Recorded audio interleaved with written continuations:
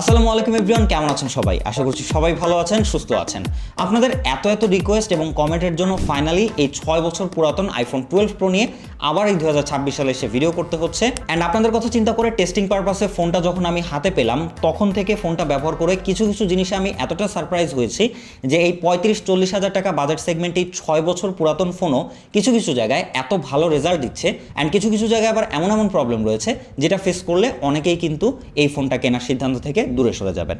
So আজকের ভিডিওতে আমরা একদম স্পেক রিভিউ বাদ দিয়ে, কারণ এই ফোনটা অনেক পুরাতন হয়ে গেছে, ডিটেল একটা ইউজার এক্সপিরিয়েন্স আপনাদের সাথে আলোচনা করব, কি ভালো দিক রয়েছে, কি খারাপ দিক রয়েছে। ভিডিও শেষে যদি এই ফোনটা কেনার সিদ্ধান্ত নিয়ে থাকেন, ভিজিট করবেন টেকজোতে।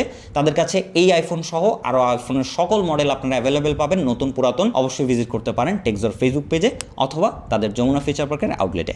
অ্যান্ড আপনারা এরকম ইনফরমেটিভ ভিডিও পেতে চাইলে ডেফিনেটলি সাবস্ক্রাইব করবেন টেক শিবলিকে। সো আর বেশি কথা বলবো না, চলুন শুরু করা যাক। শুরুতে আমরা এই ফোনটার মার্কেট সিচুয়েশন নিয়ে আপনাদের সাথে একটু আলোচনা করি। যেহেতু এই ফোনটা 6 বছর পুরাতন একটা ফোন, অ্যান্ড আপনারা সবাই জানেন আইফোনের প্রো মডেলগুলো কিন্তু তারা মোটামুটি যে বছরে লঞ্চ হয় ওই বছরটা ছাড়া তারপরে কিন্তু সেটা ডিসকন্টিনিউ করে দেয়, মানে তারা আর নতুন সেল করে না। সেটা মার্কেটে হয়তো ইনঅ্যাক্টিভ পাওয়া যায়, বাট তারা কিন্তু অফিসিয়ালি নতুন আর সেল করে না। তো ওই দিক থেকে এই ফোনটা কিন্তু অনেক বছর আগেই সেল হওয়া বন্ধ হয়ে গেছে, বাট এখনও কিন্তু একদম ফ্রেশ কন্ডিশনে বা যে ভালো কন্ডিশন, খারাপ কন্ডিশন, যে কন্ডিশনে পাওয়া যায় এগুলো অলমোস্ট 99.9% টাইমে রিফারবিশ বা কোনো পার্টস চেঞ্জ হয়েছে বা কোনো কিছু পরিবর্তন হয়েছে, হোক সেটা বাংলাদেশ থেকে, হোক সেটা দেশের বাইরে থেকে। সো এই মুহূর্তে দাঁড়িয়ে আপনি একটা 6 বছর পুরাতন আইফোন 12 প্রো জেনুইন পাবেন, এটা আসলেই বিশ্বাস করাটা খুব কঠিন। পেলেও পেতে পারেন ডিরেক্টলি ইউজারের থেকে, যদি আপনি কিনেন সেক্ষেত্রে হয়তো পেতে পারেন, তবে ওগুলোর ব্যাটারি হেলথ এবং কন্ডিশনের অবস্থা খুব খারাপ হবে। সেটা 60 থেকে 70%-এর মধ্যে হতে পারে ব্যাটারি হেলথ। সো অনেকে এখানে কোশ্চেন করতে পারেন তাহলে এর অল্টারনেটিভ কি? সেটার জন্য রয়েছে আইফোন 13। ওইটা আপনারা এখনও ইনঅ্যাক্টিভ বা নতুন অবস্থায় পাবেন, এবং ইউজ পেলেও সেটা আপনারা জেনুইন পাওয়ার সম্ভাবনা অনেক ভালো রয়েছে। এই ফোনটার এখনও যে ডিজাইনটা রয়েছে সেটা লেটেস্ট মডার্ন যে আইফোন 16 প্রো ম্যাক্সের কথা যদি আমরা বলি, অলমোস্ট সিমিলার ডিজাইনই আপনারা পাবেন। তো ডিজাইনের পাশাপাশি এটার বিল্ড কোয়ালিটিও কিন্তু এখনও যথেষ্ট প্রিমিয়াম এবং ফ্ল্যাগশিপ টাইপের এক্সপিরিয়েন্সই আপনারা পাবেন, বিকজ এখানে স্টেইনলেস স্টিল ফ্রেমের পাশাপাশি ব্যাকে ফ্রস্টেড গ্লাস ব্যবহার করা হয়েছে। আচ্ছা, ডিজাইন এবং বিল্ড কোয়ালিটিকে সাইডে রাখলে যে জিনিসটা আপনাকে এখনও ওল্ড ফিল করাবে তা হচ্ছে এর lightning port. IPhone 15 pro series থেকে আমরা দেখতে পেয়েছিলাম যে টাইপ সিতে কনভার্ট হয়েছিল অ্যাপেল, তো এখনও এই লাইটনিং পোর্ট আসলে এটা অনেকটাই ওল্ড জেনারেশন এবং অনেকটাই ঝামেলাযুক্ত। এরপর আমরা কথা বলি ফোনটার ফ্রন্ট পার্ট নিয়ে, যেখানে আবার বেশ কিছু ড্রব্যাক রয়েছে। এখানে আপনারা পাচ্ছেন একটা 6.1 ইঞ্চির super retina XDR OLED display, যে ডিসপ্লেটাতে কিন্তু আপনারা পাচ্ছেন HDR10 এর সাপোর্ট এবং ডলবি ভিশন রয়েছে। তবে এই ভালো দিকগুলোকে সাইডে রাখলে যে খারাপ দিকগুলো রয়েছে এই ডিসপ্লেটার, তার প্রথমটা হচ্ছে এর বেজেল এবং নচ। এই ছোট ডিসপ্লেটাতেও আপনারা বড় সড়ো একটা নচ পেয়ে যাচ্ছেন, এবং বাইরের যে বেজেলগুলো রয়েছে এগুলো কিন্তু তুলনামূলক যথেষ্টই মোটা। সো যারা এই টাইপের ফোন কিনে মিডিয়া কনজিউমার এক্সপিরিয়েন্স নিতে চান তাদের জন্য কিন্তু এইটা বেশ খানিকটা অস্বস্তিদায়ক হতে পারে। তবে হ্যাঁ, এই ডিসপ্লের রেজুলেশন এবং quality, colour contrast, HDR support সব কিছু কিন্তু অ্যাজ এ ফ্ল্যাগশিপ একটা এক্সপিরিয়েন্স আপনাকে দিবে। এছাড়া আরও বড়সড় একটা ড্রব্যাক রয়েছে, এখনকার আপনারা 15 থেকে 20 হাজার টাকার ফোনেও কিন্তু 120 হার্জের ডিসপ্লে দেখতে পাবেন, বাট এই ফোনটাতে আপনারা স্টিল 60 হার্জের একটা ডিসপ্লে প্যানেল পাচ্ছেন। সো আপনি যদি অ্যাজ এ অ্যান্ড্রয়েড থেকে এটাতে শিফট করেন, আপনি লিটারেলি জাস্ট ফিল করবেন যে এই ফোনটা ল্যাগ দিচ্ছে। তবে হ্যাঁ, এর রেসপন্সিভ রেট কিন্তু যথেষ্ট ভালো। অ্যাজ এ অ্যান্ড্রয়েডের 60 হার্জের সাথে যদি আপনি কম্পেয়ার করেন, ওই দিক থেকে এর UI এবং টাচ রেসপন্সিবিলিটি কিন্তু অনেকটাই ভালো। এই বড়সড় নচের মধ্যে একটা ভালো দিক রয়েছে, তা হচ্ছে এর ফেস আইডি যত অন্ধকারই হোক ইনস্ট্যান্টলি আনলক করতে পারে একদম সাথে। এছাড়া আবার আইফোনের যেই দুইটা ভালো দিক নিয়ে কথা না বললেই নয়, তা হচ্ছে এর হেপটিক ফিডব্যাক এবং ডুয়েল স্টেরিও স্পিকার। রেগুলার লাইফে ইউজ করলে এই দুইটা জিনিস আপনি ডেফিনেটলি ফিল করবেন। এর স্পিকার কোয়ালিটি খুবই ভালো, খুবই লাউড এবং ডিটেল সাউন্ড এক্সপিরিয়েন্স দিতে পারে, এবং আইফোনের যে হেপটিক ফিডব্যাক সেটা কিন্তু তাদের প্রত্যেকটা মডেলেই খুবই স্ট্রং এবং খুবই রেসপন্সিভ। আপনি রেগুলার লাইফে ব্যবহার করলে বেশ একটা শার্প এক্সপিরিয়েন্স পাবেন আইফোন থেকে। তো এবার কথা বলা যাক এর অপারেটিং সিস্টেম নিয়ে। যদিও আইফোন কিন্তু লং টাইম তাদের অপারেটিং সিস্টেম আপডেটগুলো দিয়ে থাকে, যেমন রিসেন্টলি যে লঞ্চ করেছিল তারা iOS 27, সেটা কিন্তু আইফোন 11-এও সাপোর্ট দিয়েছে বা আপডেটটা দিয়েছে। সো ওই দিক থেকে যেহেতু এটা 12 সিরিজ বা প্রো সিরিজের ফোন, সেক্ষেত্রে আপনারা আগামী আরও 2 থেকে 3 বছর বা 2 থেকে 3টা মেজর OS আপডেট পাবেন এই ফোনটাতে। সো আপনি এখনও কিনলে আগামী সফটওয়্যার নিয়ে আপনাকে 2-3 বছর কোনো চিন্তাই করতে হবে না। এবং সফটওয়্যার এক্সপিরিয়েন্সের কথা বললে iOS 26 আপডেট দেওয়ার পরে এই ফোনটা কিন্তু খুবই স্মুথ এক্সপিরিয়েন্স দিয়েছে। UI থেকে শুরু করে ট্রানজেকশন, অ্যাপ ওপেনিং, ক্লোজিং সব কিছু একদম বাটার স্মুথ আউটপুট দিচ্ছিল। এছাড়া এর লিকুইড গ্লাসের যে ওভারঅল থিমটা, এটা কিন্তু আমি আশা করি সব আইফোন ইউজারই বেশ পছন্দ করেছেন।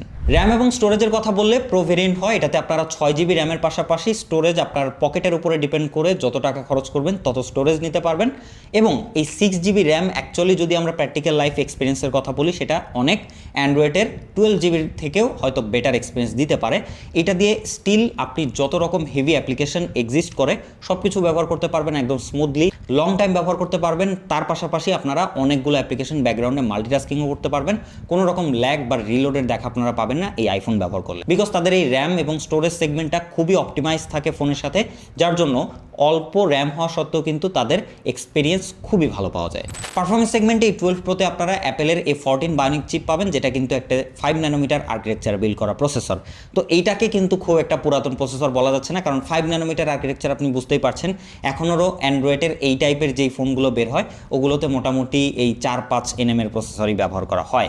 তো 6 বছর আগের এই ফোনটাকে আসলে এদিক থেকেও কোনোভাবেই পুরাতন বলা যাচ্ছে না। এবং যদি আমরা পারফরমেন্সের কথা বলি, অ্যাকচুয়ালি এটা আপনাকে পুরাতন এক্সপিরিয়েন্স দিবে না। আপনি এটাতে হেভি মাল্টিটাস্কিংয়ের পাশাপাশি যে কোনো হেভি গেম খেলতে পারবেন, যদিও এখানে 60 হার্জের ডিসপ্লে প্যানেল থাকায় আপনারা হায়ার রেশিও সেটা গেম প্লে করতে পারবেন না। তবে 60 FPS এর যে কোনো গেম আপনারা বাটার স্মুথ খেলতে পারবেন, ল্যাগ ফ্রেম ড্রপ কোনো ঝামেলায় পড়তে হবে না এই ফোনটা ব্যবহার করে। তবে যেখানে আপনারা প্রবলেমে পড়বেন তা হচ্ছে এর হিটিং ইস্যু। আইফোন বরাবরই কিন্তু যথেষ্ট হিট জেনারেট করে, অ্যান্ড এই 12 প্রো তো আরেকটু বেশি করে। তার উপরে এই ফোনগুলো যেহেতু এখন আর জেনুইন পাওয়া যায় না, সো রিফারবিশ ফোনগুলো কিন্তু আরও বেশি হিট জেনারেট করে, বিকজ এই ফোনগুলো একবার খুললে তাদের হিট ম্যানেজমেন্ট বা ওভারঅল সিস্টেমটাতে বেশ খানিকটা ঝামেলা চলে আসে, যার জন্য কিন্তু এগুলো আর নতুন অবস্থার মতো পারফরমেন্স দিতে পারে না। তো সেদিক থেকে পারফরমেন্স বা রেগুলার লাইফ এক্সপিরিয়েন্স তো আপনি বেস্ট পাবেন, ফ্ল্যাগশিপ টাইপের এক্সপিরিয়েন্স পাবেন, বাট হিটিং হবে বেশ ভালো। এবং ওভারহিট বা এক্সেসিভ হিট হলে তখন কিন্তু গিয়ে কিছু কিছু সময় এর পারফরমেন্স কিছুটা ড্রপ করতে পারে। তো আদারওয়াইজ এর পারফরমেন্স এখনও আপনারা কিন্তু যে কোনো গেমিংয়ের কথা বলেন বা যে কোনো ইউজারের কথা বলেন, এডিটিং সব কিছু একদম স্মুথলি বাটার স্মুথলি করতে পারবেন এই ফোনটা ব্যবহার করে। ফাইনালি কথা বলা যাক ক্যামেরা সেগমেন্ট নিয়ে, যেখানে আপনারা রিয়ারের ট্রিপল ক্যামেরা সেটআপ পেয়ে যাচ্ছেন, একটা 12 মেগাপিক্সেলের আলট্রা ওয়াইড লেন্স, 12 মেগাপিক্সেলের মেন সেন্সর এবং 12 মেগাপিক্সেলের টেলিফটো লেন্স, অ্যান্ড এর ফ্রন্টেও কিন্তু আপনারা পেয়ে যাচ্ছেন একটা 12 মেগাপিক্সেলের ফ্রন্ট ক্যামেরা। সো ওভারঅল এখানে মেগাপিক্সেল অনেক কম শোনাচ্ছে এবং 6 বছর আগের একটা ফোন, বাট এইখানে আমি এতদিন পরে এসেও এই পুরাতন ফোনটা থেকে যে এক্সপিরিয়েন্স পেয়েছি সেটা অ্যাকচুয়ালি আমাকে সারপ্রাইজ করেছে। যখনই আমি এই ফোনটা আউটডোরের যে কোনো সেগমেন্টে ধরেছি, বাই জোস কোয়ালিটির পিকচার আউটপুট দিচ্ছিল, ডিটেল, শার্প এবং dynamic range, exposure balance amazing ছিল, মানে খুবই ব্যালেন্স এবং কালার সাইনটা খুবই ভালো। মোটামুটি অ্যাজ ইট ইজ আপনারা আউটপুট পাবেন, খুব একটা কালার বুস্ট দেখতে পাবেন না। তাছাড়া একটা বিষয় রয়েছে, যেহেতু এখানে 12 মেগাপিক্সেলের সেন্সর ব্যবহার করা হয়েছে, সো ছবিগুলো জুম করলে আপনারা দেখতে পাবেন ডিটেলের কিছুটা ঘাটতি রয়েছে। আদারওয়াইজ নর্মালি যদি আপনারা ছবি তোলেন প্রত্যেকটা লেন্স দিয়ে খুবই দারুণ এবং ফ্ল্যাগশিপ টাইপের এক্সপিরিয়েন্সই পাবেন স্টিল আপনারা এই আইফোন 12 প্রো দিয়েও। এর পাশাপাশি 12 মেগাপিক্সেলের ফ্রন্ট ক্যামেরাটাও স্টিল যথেষ্ট ভালো পিকচার আউটপুট দেয়, মেগাপিক্সেল কম হলেও ডিটেল শার্পনিং যথেষ্ট ভালো থাকে, ফেসটাকে একদম স্মুথ করে ফেলে না বা অন্যান্য ফোনগুলোর মতো বিউটি ক্যাম করে না, এটা যথেষ্ট as it is skin tone রাখা ট্রাই করে। পোর্ট্রেট সেগমেন্টে টেলিফটো থাকায় দুইটা ফোকাল লেন্থে পোর্ট্রেট দিতে পারবেন, 1x এবং 2x, এবং পোর্ট্রেটের কথা বলে এটা থেকে আপনারা যথেষ্ট ভালো পিকচার আউটপুট পাবেন। যদিও আইফোন পোর্ট্রেটের জন্য কখনোই সেরা ছিল না, তাদের যেই এজ ডিটেকশন এবং ওভারঅল ব্যাকগ্রাউন্ড বা ব্লার বা সেপারেশন এইখানে তারা কিছুটা মিসম্যাচ করে, অ্যান্ড এইটাও সেটা লক্ষণীয় জুম করলে। তবে এই বাজেটের অ্যাজ এ ফোন হিসেবে বা ক্যামেরা ফোন হিসেবে এইটা যথেষ্ট ভালো কোয়ালিটির পোর্ট্রেট আপনাকে আউটপুট দিবে। ফাইনালি ভিডিও সেগমেন্টে আসলে এই ফোনটা আরও বড় চমক আপনাকে দিবে, বিকজ এই 12 মেগাপিক্সেলের সবগুলো সেন্সর, সবগুলো লেন্স দিয়ে আপনারা 4K 60 FPS পর্যন্ত ভিডিও রেকর্ড করতে পারবেন। এবং ভাই ভিডিও কোয়ালিটি স্টিল খুবই জোস। এই বাজেট কেন, মোটামুটি আপনি 60-70 হাজার টাকা বাজেটের ফোনের সাথেও এইটার ভিডিও কম্পেয়ার করতে পারবেন। মোস্ট অফ দ্য কেস এইটা বেটার রেজাল্ট আউটপুট দিবে। আইফোনের স্ট্যাবিলিটি খুবই ভালো, আপনি এটা দিয়ে ব্লগ টাইপ ভিডিও করতে পারবেন, হেঁটে চলে ভিডিও করতে পারবেন, সেখানে আপনারা খুবই ভালো স্টেবল ফুটেজ পাবেন। অ্যান্ড তার থেকেও ভালো বিষয় কনসিস্টেন্সি, এক্সপোজার ব্যালেন্স করতে পারে, এক্সপোজার খুব একটা শিফট করে না, ডাইনামিক রেঞ্জও কিন্তু এক্সিলেন্ট হ্যান্ডেল করতে পারে। সব কিছু মিলিয়ে এর ভিডিও সেগমেন্ট প্রত্যেকটা লেন্স বা সেন্সর দিয়ে স্টিল জোস কোয়ালিটির একটা এক্সপিরিয়েন্স পাওয়া যাচ্ছে। তবে একটা বিষয় খেয়াল করেছি, এখন যেহেতু গরমের ওয়েদার, এই ফোনটা দিয়ে 4K 60 FPS a long time video করলে ফোনটা কিন্তু প্রচুর পরিমাণে হিট জেনারেট করছিল। সো একটা বিষয় রেকমেন্ড করব, যদি আউটডোরে রোদের মধ্যে ভিডিও করেন গরমে, তাহলে কিন্তু অবশ্যই একটানা লং টাইম এটা দিয়ে 4K 60 FPS এ ভিডিও করবেন না। সবশেষে এর ডিসঅ্যাপয়েন্টিং পার্ট আরেকটা রয়েছে, তা হচ্ছে এর ব্যাটারি ব্যাকআপ। এই ফোনটা নতুন অবস্থায় মাত্র 2815 মিলিঅ্যাম্পিয়ারের ব্যাটারি দিয়ে এসেছিল এবং চার্জিং সাপোর্ট রয়েছে পিডির 15 ওয়াটের আশেপাশে, যা দিয়ে মোটামুটি এই ফোনটাকে ফুল চার্জ করতে 1 ঘন্টার মতো সময় লাগে। তবে ভাই চার্জটাও আবার খুব তাড়াতাড়ি চলে যায়। এই ফোনটা যদিও বা এখন আপনারা জেনুইন ব্যাটারি হেলথ দিয়ে বা জেনুইন ব্যাটারি দিয়ে পাওয়া সম্ভবই না বলা যায়, তবেও যদি পান সেটার ব্যাটারি হেলথ হয়তো হবে 60 থেকে 65-র মধ্যে বা 70-এর নিচে, যেটা দিয়ে আপনি অ্যাকচুয়ালি খুব ভালো ব্যাটারি ব্যাকআপ পাবেন না, সর্বোচ্চ 3-3.5 ঘন্টা পেতে পারেন। বাট যদি বুস্টেড বা ব্যাটারি চেঞ্জও হয়, সেটা থেকেও আপনারা সর্বোচ্চ হয়তো 4 ঘন্টা সামথিং বা আশেপাশে ব্যাটারি ব্যাকআপ বা স্ক্রিন অন টাইম পেতে পারেন এই আইফোন 12 প্রো থেকে। তার পাশাপাশি এটা যদি আপনারা হেভি ইউজ করেন সেক্ষেত্রে ওই তো বললাম যে 4 ঘন্টা সামথিং ব্যাটারি ব্যাকআপ পাবেন। এটা টোটালি ডিপেন্ড করবে আপনার ফোনের কন্ডিশন কি, আপনার ফোনের ব্যাটারি হেলথ কত, জেনুইন কি বুস্ট বা অ্যাকচুয়ালি চেঞ্জ নাকি কোন সেগমেন্টে রয়েছে, এই সব কিছুর উপরে ডিপেন্ড করে ব্যাটারি ব্যাকআপ আপনাকে দিয়ে থাকবে। সো সব কিছু মিলিয়ে আপনি যেই সেগমেন্টের ব্যাটারিওয়ালা ফোনই কিনেন না কেন, আপনাকে কিন্তু মাথায় রাখতে হবে এই ফোনটা আপনাকে চার্জার নিয়ে প্যারা দিবে। আপনি যদি একজন হেভি ইউজার হয়ে থাকেন, প্রাইমারি ডিভাইস হয়ে থাকে, অবশ্যই আপনাকে সারাদিনে মোটামুটি 2 বার এটাকে চার্জ করতেই হবে। আদারওয়াইজ কানেক্টিভিটি বা বাকি সেগমেন্ট নিয়ে কথা বলে ওই দিক থেকে আমরা এটাতে কোনো রকম কোনো প্রবলেম পাই নাই। তাছাড়া কিন্তু যদি ডিসপ্লে সেগমেন্টের কথা বলি, আইফোন 12 প্রোতে বা 12 সিরিজে কিন্তু কোনো রকম ডিসপ্লে প্রবলেম নাই। এদিক থেকে আপনারা নিশ্চিন্তে এই ফোনটা কিনতে পারেন। সো ওভারঅল এই ভিডিওতে আমি আপনাদের সাথে ট্রাই করলাম একদম প্র্যাকটিক্যাল লাইফ ইউজ করতে গেলে কোন কোন প্রবলেম আপনি ফেস করবেন এবং কোন কোন ভালো দিক রয়েছে। আশা করছি এই ভিডিওটা যদি আপনি এই পর্যন্ত মনোযোগ দিয়ে দেখে থাকেন স্কিপ না করে, তাহলে এই ফোনটার কী কী খারাপ দিক রয়েছে, কী কী ভালো দিক রয়েছে সেটা আপনার জন্য একদম স্পষ্ট হয়ে গেছে। বাকি ডিসিশন ভাই এখন টোটালি আপনার উপরে।